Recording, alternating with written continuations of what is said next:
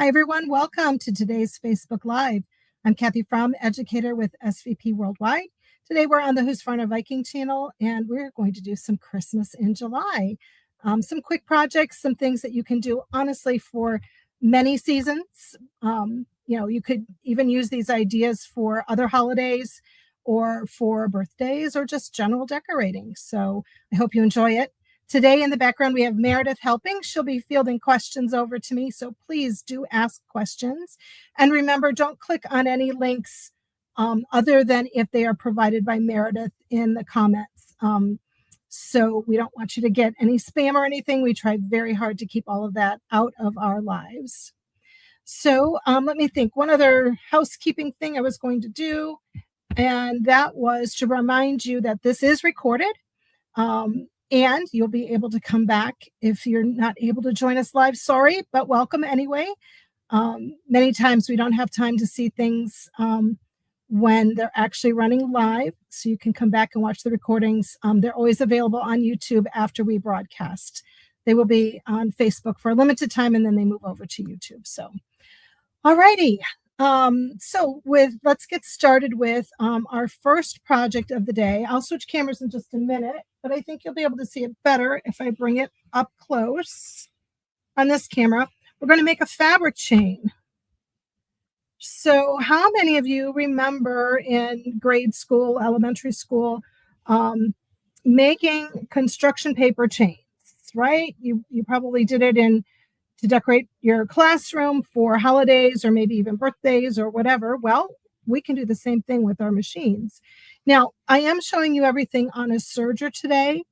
However, if you don't have a serger, well, I suggest you go visit your local dealer and see about what a serger can do for your sewing room. But you could do these types of things on a sewing machine as well. Just a little different process. Okay, so don't anyone leave just because you don't have a serger. Okay, I've got some ideas for you that I hope you'll find enjoyable. All righty. So, and by the way, we'd love to know where you're all watching us from. So if you put that in the comments, that's always nice to know what our reach is on our events. So we're going to start off with a fabric chain here, and I'm going to show you up close one link. This stitch, the red stitch on either side of my printed fabric here, this is a 2-thread wide overlock stitch. Now, this is a stitch that isn't used a whole lot in just general serging, like what I would say utilitarian type of serging. It is more of a decorative type of stitch. At least that's how I'm using that today. So I'm going to switch to an up-close camera for you here and give you a little better view of what we're seeing. So just give me 1 second to do a quick switch. And if I freeze, oops, which I think I did freeze. I can still hear you, Kathy. Okay, but am I frozen? Yes. Okay. Let's see. Well, I'm circling, so since you can still hear me, we're going to just wait a minute. There we go. I see the machine now. There you go. Okay, fabulous. Thankfully that was short-lived, right? All right, I've got the camera up close on my screen. I am using the Husqvarna Viking Amber Air S600 serger today to do this 2-thread technique. I could do this stitch technique. Wow, maybe I should start over again. I can do this stitch, which is the 2-thread wide overlock stitch, on any serger that will do 2-thread stitching. Most modern sergers today do 2 threads, 3 threads, and 4 threads. And then we have a number of sergers that do the 5-thread. And with the 5-thread, you're getting into your cover stitch and your chain stitch, and typically more bells and whistles in the serger. So currently, this is our top of the line serger. Using it today so you can see the display screen. I know it's very white and bright. I did everything I could to try to make it better for you, but I still wanted to take a minute and just show you this screen. So at the top of the screen here, and I do have a stylus. It comes with a stylus. I can touch my drop down and see the different stitches. The nice thing about that is when I've chosen a stitch, it's going to show me everything I need to know to set up my stitch. So I'm going to press the information button, and I realize you're probably only seeing some blocks of color across the top, but let me tell you that those blocks of color represent the threading paths. Each threading path on this serger, and this is a 5-thread serger, so I have 5 threading paths, is a color, and I just have to, basically match the dots, from my yellow thread has, my yellow block rather has a little circle in it, which means it's in use. And that happens to be my left needle position. Next, I have blue and red, and they have dashes, meaning I'm not going to use those for this stitch. My green has a dot. I am going to use that stitch, and that green represents my upper looper. And then the last placeholder is the, my green is my lower looper, and my purplish pinkish color here on the end, that is my chain stitch looper, and I'm not using that for this function. So that's just a little bit about that stitch. If I press on my information 1, it tells me the physical setup of my serger. I love this fact. I don't have to get out my instruction manual every time I want to change a stitch. It's all on screen for me. However, if you have our Amber Air S500 serger, you know that it doesn't have this display screen, but all the same information is in your manual. You'll just want to keep your manual nearby for doing quick thread and stitch changeovers. So this is all my physical setup, where to have the knife and, where to have everything for the stitch. The biggest thing for a 2-thread stitch is we don't use our upper loopers. We have to put in a little device to block the upper looper, but it makes the serger think there's still a thread in the upper looper. I know that can be a hard concept to wrap your head around. So if you just learn to accept the fact that a 2-thread stitch is done with a needle and a lower looper, and you fake out the fact that there's thread in the upper looper by this little device. Now I'll open up my machine here. For this particular model, that device is actually built in. I'll move down so you can see it better. Let me give you a tighter zoom. That device, I'm just going to point it out with my stylus, is right here. And it's connected to the arm of the upper looper. And I just simply have to put it in or take it out. It's real easy to move in and out. However, probably not so easy that I'm not going to block your view on the camera. So I just push it out, and I would rotate it all the way to the back. So I'm going to move this all the way back if I'm not going to use it, so it's safely out of the way. And then to use it, I'm going to roll it forward. And then I just have to push it so it goes behind that looper. And there's a little protrusion that locks into the hole where the thread would normally be in that looper. So that's very easy. We do have some models in which that piece is a separate piece that's in your accessory tray, and then you would install it. And I would look in your instruction manual for the best way to install that. Okay. And if we come back up to our screen and move over to 2, it also can tell you what a purpose of the stitch is. Now, I am not using it for the intended purpose, which the intended purpose is for sewing 2 layers of stretchy fabrics together. And I'm doing something decorative with it. I love that about sergers. We do not have to use things as they were initially meant to do. It is great guidance when you're learning to serge, but when you start your creative journey, don't be afraid to try things. I'm going to go ahead and close everything back up. I am already threaded, and my threads I'm using today for this project is, whoops, let me go the other way so I get you a better angle here, are a woolly nylon or a texturized nylon thread. I have another spool of it handy so I can show you that on camera. So this thread is typically made of nylon, and it's kind of fuzzy, almost like a yarn. Now, when I stretch it, it becomes very strong and very fine. But when it's released, see how it gets kind of fluffy?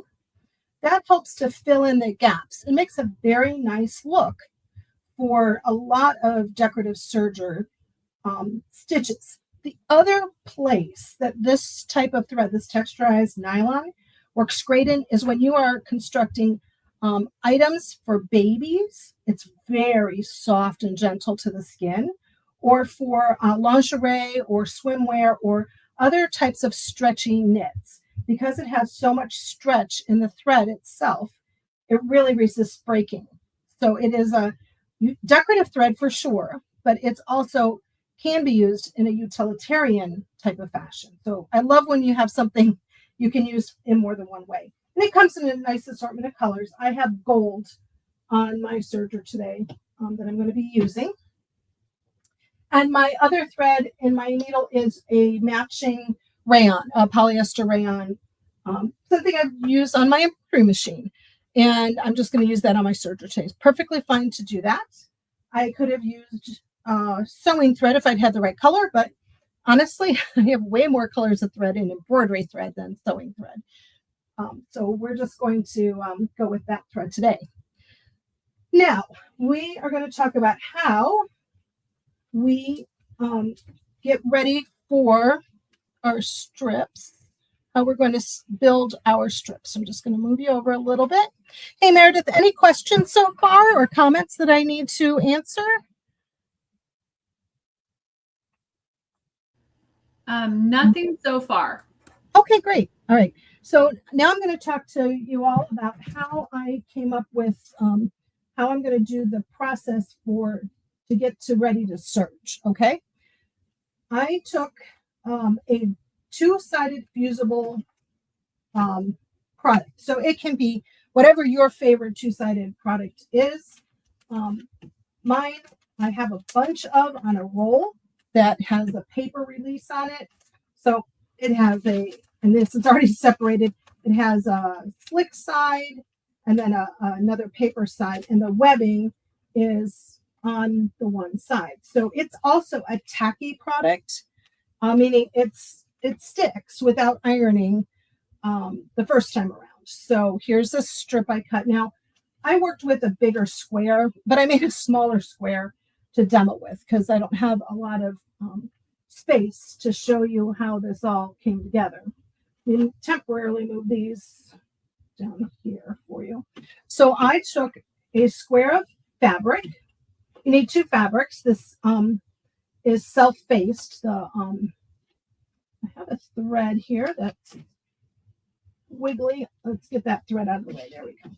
You need two fabrics. They could be the same or they could be different. I have a blue Star of David fabric, and then I have a blue and white snowflake fabric I'm using together for some chains. And I separated my fusible. So I took off the easy to peel side, and I'm left, I don't know how well that shows up here. It's kind of shiny and reflective. That's the side that you can fuse. So on a bigger piece, I took that and I fused it in place. Now it is tacky, like I said, but I do like to iron it in place, especially working with a bigger piece. And my pieces I worked with were about twice this size. This piece is probably about 12 inches by 7 inches. I like to work with about a 10-inch strip, finished strip. So I start out at about 12. As you can see, I just have a little bit of fabric extending over. All right, so now I think we can see this. I'm going to peel back this other release paper. And a tip for you is you need to really let this fusible cool. And it's not just this fusible. If you were to use Wonder Under or Heat and Bond or any of the other branded products out there that are a two-sided fusible, it's best to, after you do your first ironing or your first fusing, you let them cool. If you peel back the release paper while your piece is still warm, while your fabric is still warm, the adhesive will probably partially come off on the release paper and partially stay on your fabric. So I did a bunch of fusing, and then I went and did something else just to let them cool because I had multiple things going, and then came back and put the second piece on. So do remember that's just a good practice for any sort of fusing you're going to do. So this is sticky. You can see it's stuck to my thumb.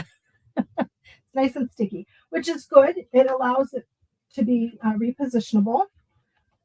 And then I would take my second piece of fabric. See how well this goes on camera, folks. You know, it's always easier when you're just doing it, you know, by yourself. And I'm just going to fuse. You know what? I think I'm going to do this opposite. I'm going to put my plain fabric down, or my fabric that doesn't have any fusible on it, and kind of roll back this, get this close to the edge. Now I purposefully left some edge not fused, and then I'm just smoothing it in place. Okay. Now, yes, you could cut your strips at this point because it would stay attached, but I preferred to fuse my strips, and then I cut my strips. So here's a sample of a strip that I've already cut from here. This is, well, different fabric. This is about 11 inches long and 1¼ inches wide. I'm sorry, that one's about 1½ inches wide. And these strips I did at 1¼ inches wide. So it's your choice. You know, you can make a smaller chain or a bigger chain.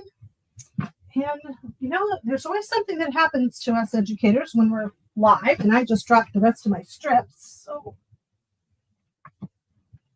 there we go. Retreat. All right. So that's our first step. And then, like I said, you would fuse it and then use a rotary cutter and a ruler to cut your strips out. All right. So that's how you get to the point of being ready to serve. So let me just move some of this stuff out of our way. Okay. All right, Meredith, I'm going to get ready here to serge. So any questions before I run the machine? Nothing yet. No, ma'am. People are just watching and enjoying and taking it all in. Fabulous, fabulous. Okay, so it looks like, oh, I might have used up my last blue strip. Well, that's okay. We can certainly put gold on red and green as well. Doesn't really make a lot of difference. You'll probably have a little strip left over from an edge that's fused together. I'd suggest you use that to test your stitch. I did tweak mine a little bit and adjusted the stitch length a little bit just for a personal choice. And let's see here. Let's go ahead and get my foot control, which is, okay, guys, we're just going to temporarily move you while I get to my foot control, which got moved out of the way.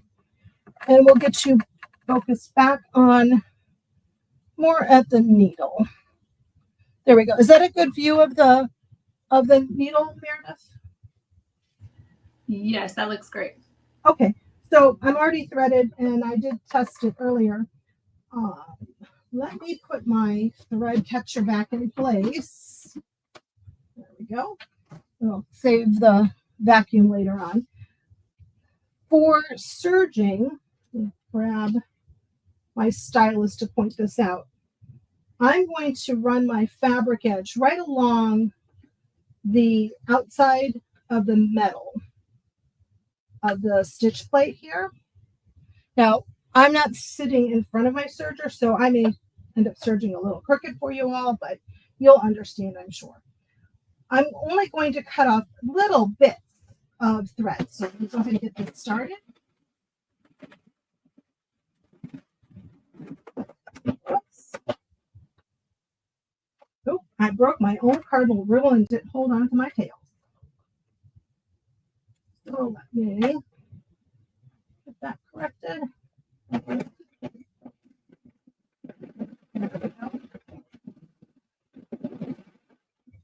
Now I have this set fairly open. And I'm going to go ahead and come up to the screen and show you. Oh, it's pretty light to see, but I do have a stitch length here on the far right, and I'm just going to drop that stitch length a few numbers. There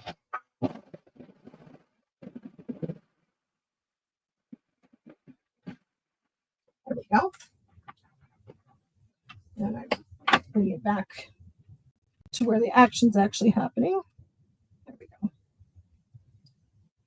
So I'm just going to serge along my edge. Now this one is a fairly open stitch length. I have that down to 2, but on some of my other samples here, this is down to, I started out more at the top with probably about a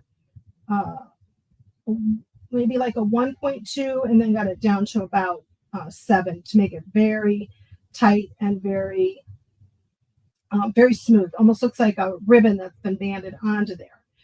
The choice is really yours. You might want to think about some of the types of nylon thread come on large spools, and there's a lot of yardage on them.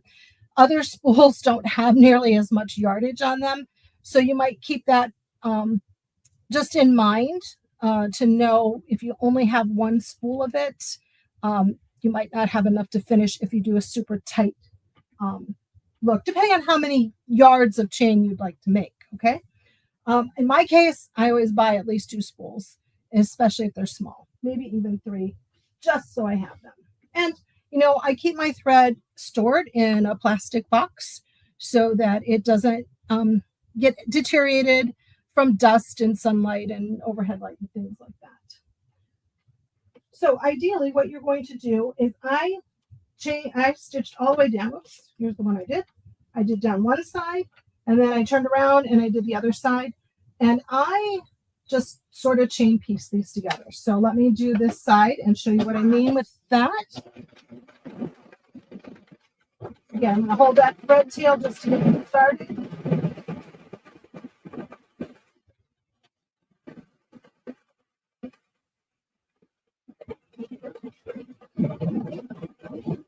So I'll let that fall off the back, but I'm not going to cut that connection. It's still connected, and just feed in my next strip.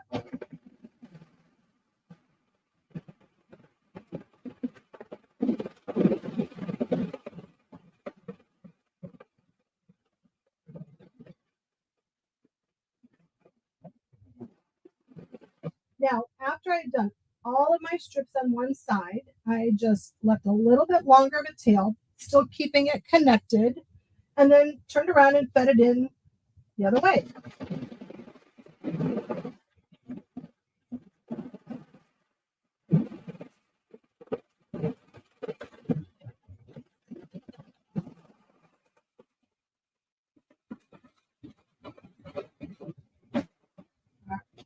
So that way it saves a lot of thread because you're not stopping to trim.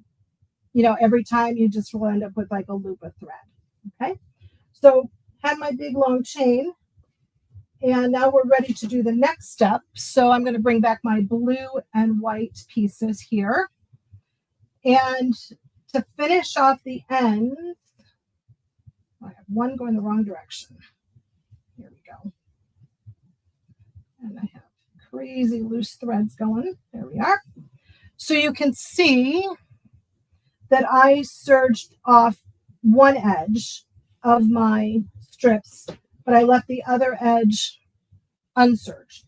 So to do that, I would just take my pieces and feed them in. Again, the short end, keep a tail going. Let that one off the edge, but keep it attached, and take my next strip.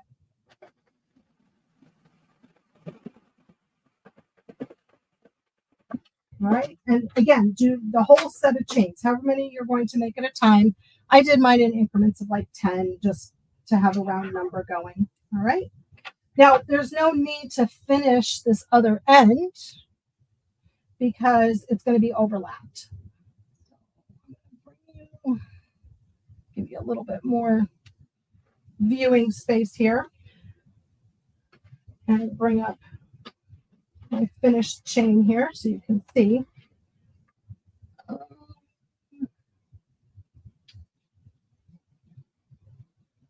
Okay, so right here where you see the bar of stitching, the 2-thread stitching going, that is the end I just finished.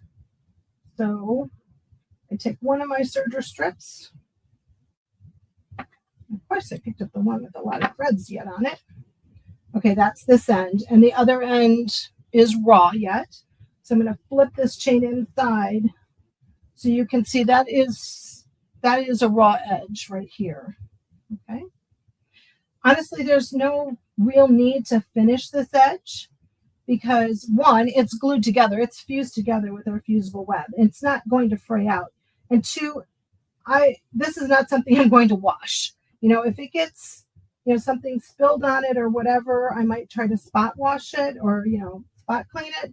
But I'm never going to put this in my washing machine and wash it. So there's no need to do that. Now, I did choose to do the next step on my sewing machine, and I'm sure you can envision how this would work. The other thing, I skipped a step for you. Sorry about that. Want to share with you probably the best way to finish these edges on the corners here is to just take your favorite fray check, fray block, clear glue, anything at all like that. Trim apart your serged edges here. You're going to cut them apart and I laid out a piece of scrap paper. You could use newspaper, wax paper, parchment paper, anything you like. Just put a dab of your seam sealant on each corner with the tail still attached. Once it's dry, clip the tail off. If you're in a huge hurry, go ahead and have your iron set up with a press cloth and press this dry with the press cloth on top. The reason why you want to use a press cloth is this is nylon, and if your iron is super hot, you would kind of melt it a little bit, and it might reduce the shine on your threads. If you're using, let's say, an embroidery thread, a metallic thread, you don't want to lose that shine. So just a press cloth will protect that. So you'll have nice clean edges before you start the next phase of your stitching. Cut each of your lengths to the same length. All right. And again, I did about 10 to 11 inches. I found that worked really well for me. And we're just going to trim this off. The first loop, you're just going to lay the top edge or the finished edge on top, and much easier on your free arm. Okay, so have your free arm set up, and you can get this on your free arm, or if you don't have a free arm, I learned this trick from my grandmother, whose machine I learned to sew on did not have a free arm. And I was kind of struggling, and I was over at her house, and I was setting in the sleeve, I think, or maybe a cuff or something small. I said, Grandma, I said, you need a new machine, a free arm machine. She goes, oh, you just turn it inside out, and you sew inside. And I'm like, brilliant. So if this is going to be my right side, I turn this inside out. I put a little clip in there just to hold it, and then I would put it down. And using a straight stitch, I just stitched on top of my decorative stitch. So that is, let me bring this over here. You can see here, this one's a little bit off to the edge. Just stitch down, back stitch to the beginning and end, trim your threads. So you make one chain, and that's your starter chain. Then you take your next piece, and if it matters to you if they are all facing the same way, it's easier if you sew them on that way, but you can turn the loops inside out, so to speak. Lay your loops over, and again, allow maybe probably a 1/2 inch is what I allowed in my sizing for my loops, and stitch the next one in place. And then you just keep stitching and stitching until you have as long as you need for wherever you're going to put your chain. Okay. Now you could use these like in a doorway. You could use them on a tree. I think they'd be really fun to decorate for like a birthday party. Or you could even add decorative stitches if you didn't have any print fabric and you were using like the solid 5. Now see, I can turn this inside out. There we go. I could put some decorative stitches on there.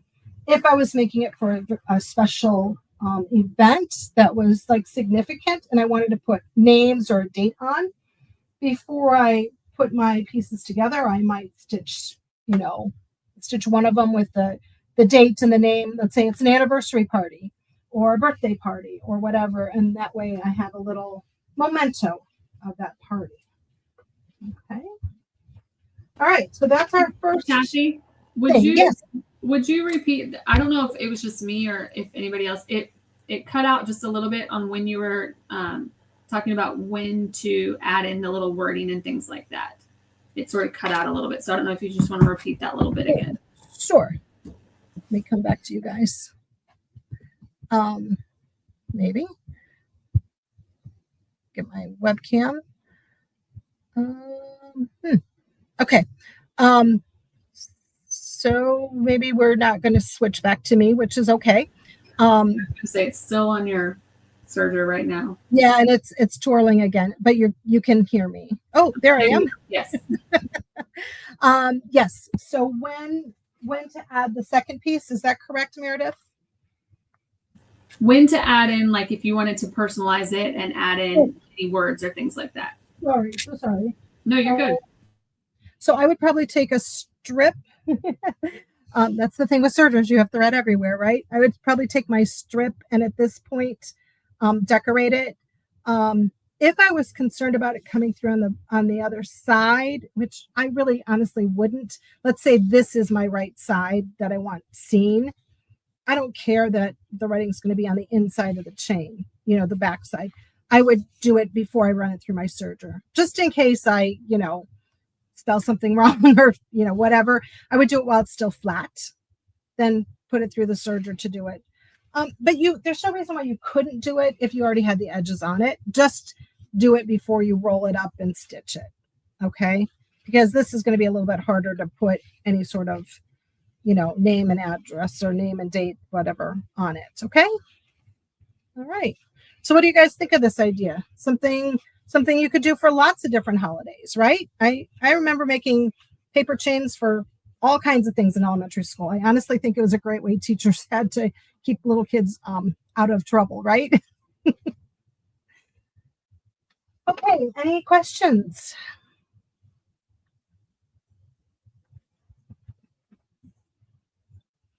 Sorry, my mouse froze. Sorry. Sure. No questions, but they do enjoy the project and like the idea and inspiration. Fabulous. Thank you.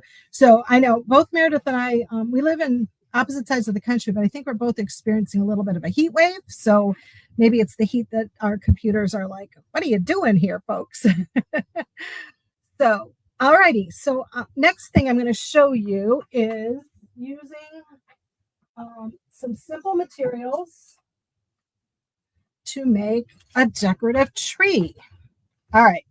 So, we have in your craft stores, on your online stores, wherever you buy your craft supplies, you can find styrofoam cones. And usually I find them in green or white, doesn't matter what color they are. If it matters to you, I understand that you can use certain types of paint on styrofoam. That's just something I've never experimented with. But you could paint it a color if you wanted to. And so this is our starting point for this final project. Let me step back away so you can see that this is a taller styrofoam cone with rows of gathered edges. The edges finished with a rolled edge. Now this sample, you can see some sparkly sequins on. This sample, I went ahead and added a sequin stitch that is on a number of our different sewing and embroidery machines. I did this one on my Epic Quilt 97, but my embroidery epics, all of them, the original and Epic 2 and Epic 3 all have sequin stitches, as do like our designer Sapphire 85 has sequin stitches. Our sewing only Brilliance 75Q has sequin stitches on it as well.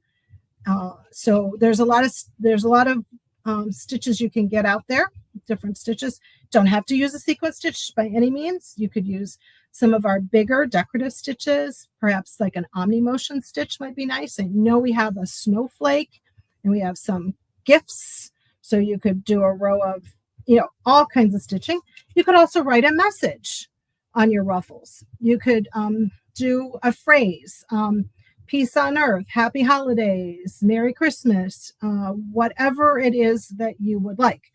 The tree doesn't have to be green. It can be any color you want. Last year at Christmas, I saw turquoise trees, like, bright turquoise and pink trees and all kinds of fun colors. So again, it can be a winter decoration. Does not have to be a specific holiday decoration as well. So let me go through some of the things you need to make yourself a little ruffled tree. Alrighty, and we're going to come back. Let's see here. Where am I going to have you at? Let me change. Hopefully we won't freeze, or if we freeze, it won't be for very long. And I can see that I'm spinning, so I'll just let it spin and let it come back. So I apologize for the delay. It must be just a little sluggish internet pause today. There you go. Perfect. Perfect. Okay. So this serger, we angle it better for you. There you are. This is our Amber Air 500, our 400. Yep. The name's right there in front of me. It is an air threading serger. It works a little bit differently in that it has a pump system. I'll open this up. I think you'll be able to see it. Yes, it has a pump system. So I can lock this serger into a threading or a sewing or serging position. I have it in serging right now. If I'm over in my threading position, I would raise this up, lock my position, and I turn my hand wheel. It puts everything in the right place. And then I just put my thread in, started down this little channel here, about an inch to an inch and a half of thread, and then lower this, and you'll hear like a whooshy sound, and it pops the thread and shoots it out through the loopers. So you do one looper at a time, and you flip this switch depending on which looper you're using. Okay. On the Amber Air S600, that serger can thread all the loopers. In fact, all three of the loopers, if you're using three of them at the same time. You just start them all in their channels, and then you push a button, and it shoots the air through all the channels at one time. Okay. Let's see, we're back in sewing mode. Good deal. And I think I have this serger set up for what I want. And that is just a standard 3-thread stitch. And what I would do first is let's see here. I know white doesn't show up great, so I have some other fabric cut. Take my strips of fabric. Again, the width of the fabric strips is somewhat of a personal choice. For my bigger tree here, this tree, the strips are about 5 inches in width. Okay. I have an even bigger styrofoam cone that I just got, but it came too late to do anything with it, that I have some longer or wider strips cut. And I have a little baby tree here that has little strips cut about 1.5 inches. Okay. You can scale your strips to the size of your tree or to the look you want. The little tree has more layers and it's kind of fun looking. It's really up to you. So you know what? There aren't always hard and fast rules that you have to go by. You can be a little creative or base it on how much fabric you have. So I just took my strips, I cut them across the width of the fabric, and I just joined them with a little 3-thread seam right here. Okay. So let me set that set aside and get you a set to see how we do this. Alrighty. So I'm just going to take my strips and put them right sides together, like so. And I think there we go. And we're going to just serge off the edge. Now, I didn't cut off my selvage. My serger can cut my selvage off for me.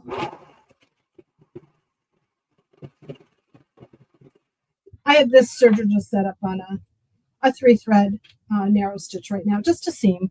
You know, this is not a seam that's going to get a lot of struggle or a lot of stress on it. So I don't need it to be particularly strong. Now I'm going to convert this serger over for a rolled edge. I have it pretty much ready to go for you, but I want to show you just a little bit more. Okay. On the inside edge, spin the serger around a little bit more. There we go. I have, this is on the inside edge. There you go. An R and an N. This is attached to our stitch finger. Now the stitch finger sits next to the stitch plate and it shifts in or out and front and back. So if I move the stitch finger from the N or the normal position and put it to R for rolled edge, it's just going to move it totally out of the way. Okay, that's how it works front to back. How it works left to right is by adjusting this knob here, which is our cutting width. So that is the distance the blade is positioned at in relationship to the needle. So if I have this set to the higher number, the blade is going to move off to the right, and that incorporates more fabric in our stitch. Doesn't matter what kind of stitch it is, whether it's a rolled edge to just a 3-thread stitch or a 4-thread stitch, it incorporates more fabric the further to the right than the knife is from the needle. If it's closer to the needle, it's going to incorporate less fabric, okay? So the stitch finger plays a role in 2 directions. I'm going to move it to R, which totally moves it out of the way. And spin you back around so you can see here. Now that, yes. Real quick, one question.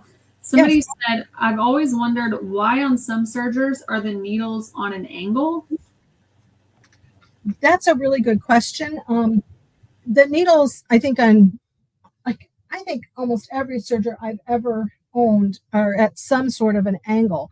And it's so that they can mesh properly with the loopers inside, because that's how the stitch is formed. And it must have something to do with how all of the looper mechanisms are mounted as to the angle. Because I have noticed some are angled more than others. And I've also noticed that most of the loopers are pretty up and down, pretty straight, or parallel, you might say, to everything else. But essentially a serger stitch is formed like a knitting stitches, like if you were hand knitting and purling. Think of the knitting needles as your 2 loopers, one in the right hand, one in the left hand. So the right-handed one would be the upper looper that comes up and over the plate. It's right here. And then the left knitting needle is down below, the lower looper, okay? And then the needle thread is when you do the yarn over stitch or the yarn under stitch, whatever stitch you're doing for knitting. I'm not a hand knitter, can you tell? But that's what holds the stitches together. So the angle has to have to do with the engineering of the positions of the loopers. That's why. Okay, good question. All righty, so let me close that back up for you. I do have that stitch finger moved to the R position something very nice on this particular model of serger. It pretty much has an automated rolled edge setting in that for my tensions, I can slide from normal to tight, and that'll internally adjust my tensions so that I don't have to do a lot of work. I might, depending on the thread I'm using, have to do a little bit of work up here with my tension dials to adjust for a rolled edge. And my other adjustments on the side involve shortening my stitch length. It has numbers and then it has an R on it. And below the R is a number 1. So I'm going to start in the R range for rolled edge, of course. That's this ring here. And then the outer ring here is my differential feed. And the differential feed is something I don't need to worry about for this step of the project. Let's see, how's our time? Okay, I think I have time to quickly explain differential feed. Modern sergers today have 2 sets of feed teeth. They have a set in the front, okay, and right here in the front, and then there's another set in the back. Now you could see them if I took the foot off, but I don't want to take my foot off right now. And they can move together in sync together, or the front set can move slower or faster than the back set. So it's a ratio is what those numbers are. If I want more fabric to feed in, I'll set it up to 2 or 2.5, depending on what my serger setting is. And if I want it to slow down the front set, I would slow it down to below 1. Okay. Now I know we've covered differential feed in a lot more detail in a couple other lives, so I'm going to leave it at that for now just because of time. And I'm hoping I'm going to get to the point of showing you one more thing about that will involve differential feed. So let's get ready to roll edge. Unless we have any other questions, Meredith. Somebody did ask if these projects were on the website. I was going to let you speak on that. So they're not at this point in time, but I would love for them to be able to be put up in the future.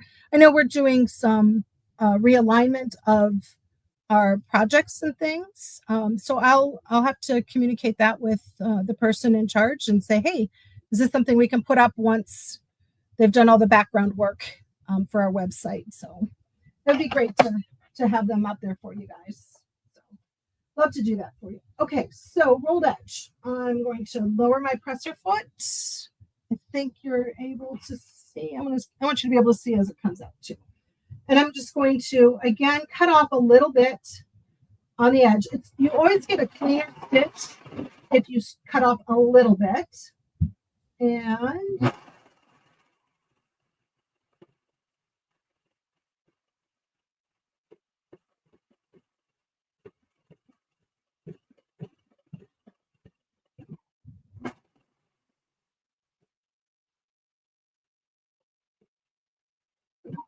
And for the sake of time, I think I will just shorten up my strip here. So I'm just going to cut some length off.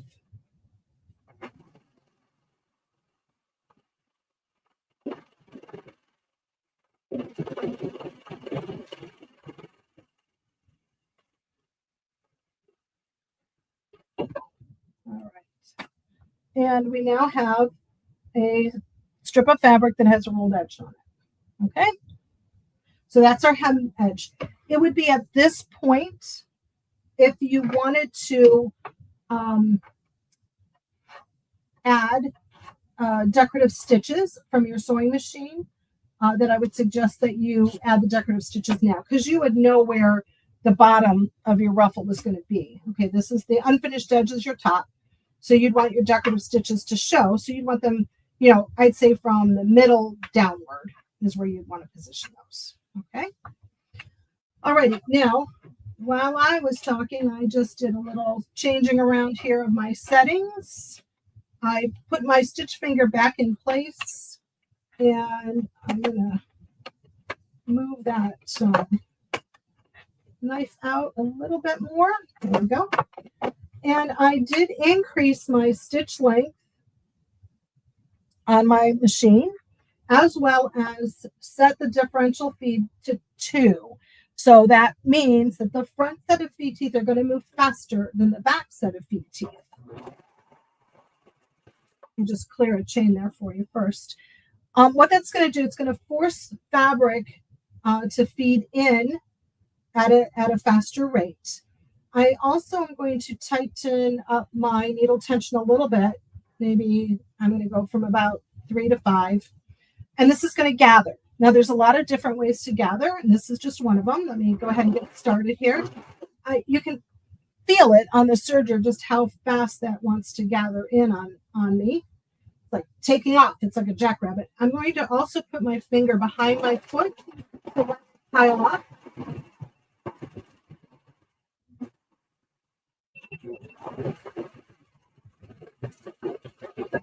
All righty. Whoops. Must have a dull spot in my scissor there. And there we have a nice gathered edge.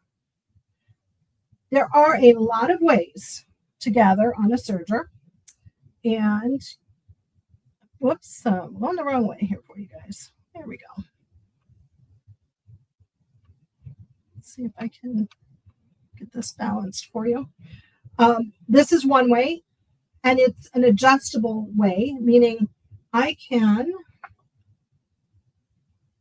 straighten out my threads and find the short thread, which is my needle thread. In this case, it is a red thread, and pull on the needle thread, and I can increase the tightness of my gathers. So if I didn't get it as full as I wanted to, this method is an adjustable method of gathering, okay? Our project really lends itself to being kind of free form in assembling our layers. So if I have my styrofoam cone here and I didn't get a lot of gathering happening, that's okay too. Let me anchor a pin in. Now I used just straight pins, those floral pins though, that are those U-shaped pins. Those would be great for this project too. And I would also, for anything I'm going to keep, I'll just use my glue gun, get out my glue gun and put a row of glue on and hold, put these permanently in place, okay? So, but for today's purposes, I'm just going to pin. And if I don't have my gathers as tight, you know what, I can pin in my gathers too. But basically, we're going to go all the way around the edge as far, all the way around so we get back to the beginning. I'll get my other tree out to show you the layers. Okay. And then I would just cut off the excess and turn the edge under, or just roll it and have an overlap. Okay. Now on all your layers, you start from the bottom and work your way up. Switch to this one. Okay. You can still see. You build layers on layers. So it doesn't show. If I pick up the next layer, you can see there's my gathering stitch on my serger, and it's just pinned in place. And then I overlapped the second one, so we saw a little bit of the sequence and overlapped and overlapped and overlapped. For the very top of your cone, let me switch back to this one. You might want to take a piece of your matching fabric before you get too far and just cover up the top. I would just glue that in place to cover your top so it's nice, so you don't see anything on here, especially if you're not sure that you're going to put a topper on your tree. On my tree here, I have 2 lace snowflakes, freestanding lace snowflakes that I embroidered. I mirror imaged them so I could put them back to back. I basically just tack stitched them together in 3 places at the top and the sides so that it could just sit over the top. This one I didn't put in place, but I left it so that when I store the tree, I could take that star off so it doesn't get too crushed in the box of Christmas ornaments. Okay. Now, you could certainly put anything you'd like on top. You could put a floral spray. You could put an ornament that you might have in your collection. It would be very pretty to do a whole set of trees in like white and gold and silver. just for like winter decoration, not necessarily Christmas decoration. Because I don't know about you, but when I take down my Christmas decorations, the house always feels kind of empty, and I like to have just a bit more of a look. So I try to have some winter decorations ready to go. All right. Meredith, I know our time is just about up. Do I have any questions? No, ma'am, not right now. Okay, since I have 4 minutes left, I have one other quick project. I have a couple of finished samples and explain how it works. So I've switched back over to my Amber Air S600 because this serger comes with an extension table, okay? And that's really nice because I have a lot of working space here, but it also has a built-in circular attachment on the table. Now, you won't really be able to see it unless I take this off, which I can do. So it just slips on. Now, normally, this serger, by the way, has a free arm. Not a lot of sergers do, but this is a free arm serger. So if you're sewing those small necks or sleeves or whatever, you have a free arm. When it comes in a box, you're going to have your little cover surround on it, okay? But to use the extension table, you pull off that cover, and I'll just keep mine behind. And then the table has a built-in leg that flips up for storage, so it stores flat. And the legs even have a adjustable screw in them. So if your table is not perfectly level, you can adjust, and it just slips in place of your tray. Now I meant to show you this while this was upright, but I don't know how well. There, do you see those little pin lights of light coming through here? These are the holes, all the different holes on the adjustable circular attachment there. Sorry, it's hard to get it to just the right light. There we go. You can kind of see it there in the spotlight. All right, put it back. Now, I have a square of fabric, and there's a pin, like a tack pin, that gold thing in the middle. It's not decoration. It actually comes with the serger.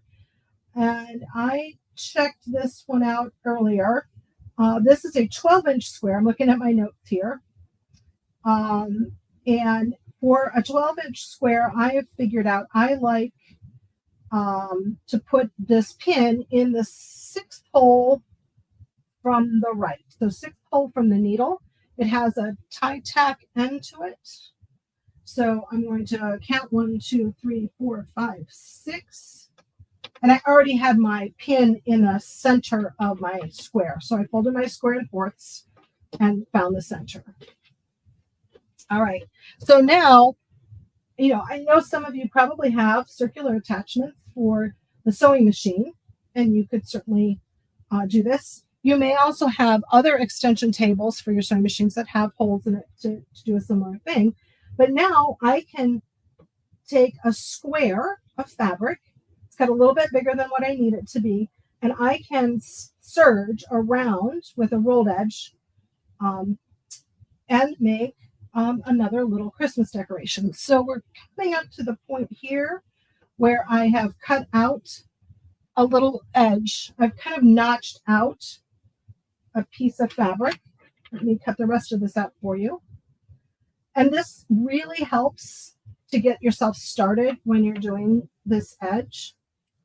All right, so basically I've taken a chunk out. I don't know how well you can see that, but I've taken a chunk out. And then I'm going to put this under my foot. Now, this isn't the stitch I intended to use, but that's okay. Our time won't allow us to switch our stitches. So we will just run with the stitch. And I'm just going to pivot around.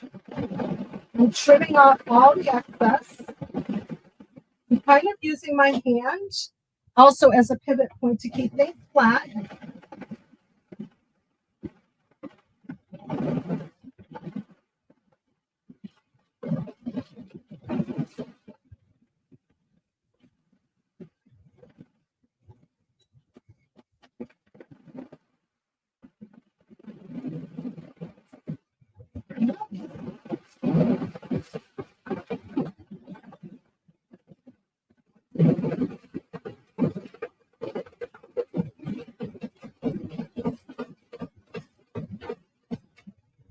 Okay, now I'm getting close to my starting point.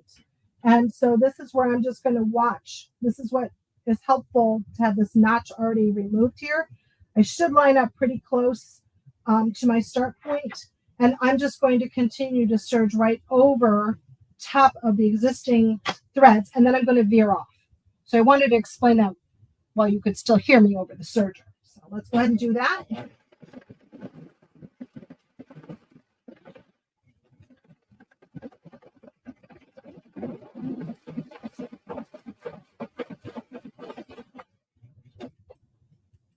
Okay, and I've left a nice long tail there. And I can thread that tail back through the underneath side of my stitch with like a blunt needle, like a yarn needle or a tapestry needle. I'll just thread that back through and trim that up, and I'll have a nice finished edge on my circle. Now, once you have this circle, I'll take this off. It was pretty easy, wasn't it? Have you ever sewed a circle on your serger? Those of you that have sergers with tables will have to get that out and give it a try.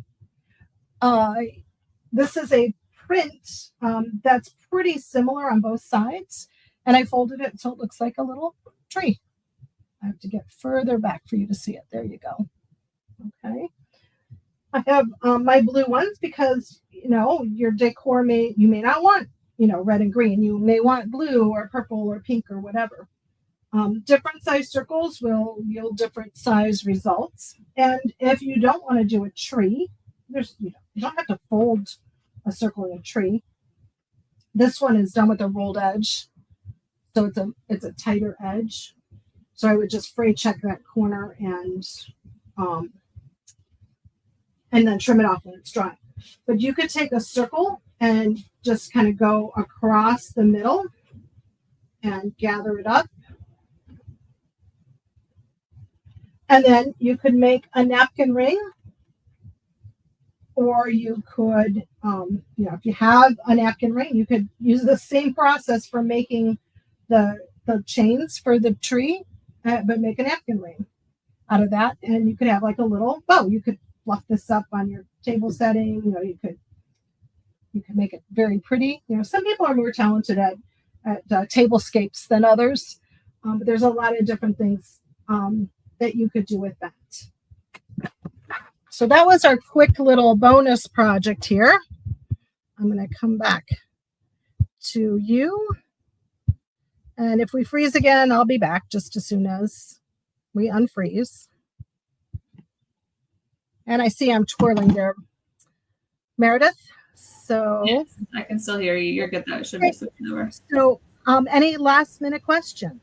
No question. Somebody did have a good suggestion, though, that they could see wrapping one of the trees with the small battery-powered lights and, with a star on top would be really cute. That would be wonderful, like those little fairy lights. Yes. Wonderful idea. I do want to do a whole set of white trees, and I think lights on the white trees would be that would be really neat. Very pretty. Thank you for sharing that suggestion with us. Yeah. So, well, if you think of questions later on, we'll monitor the chat for a week or so after the live is over with, and try to answer any questions you have. If something comes up later, rewatch the recording. And do we have any news on our next lives, Meredith? Yes, I was just pulling that up. So our next Husqvarna Viking live is going to be August 6th. That's going to be with Laura. She's going to be doing back to school upcycling with denim. Fun. And then on August 20th, this is a reschedule from the live that we had planned with Ambassador Anastasia. So she's going to be doing her zero waist, her swanky skirt. And I've actually got to see how she does this and talk with her about this. And it's really cool, like the math and how it all comes out. So definitely join those next two lives that are coming up. That sounds wonderful. And I'll be back sometime later this fall with some additional holiday decorations. Yes. I don't know, October, November, somewhere in there. Yes, there they are. So thanks for joining today, and we'll see you next time. Have a great afternoon.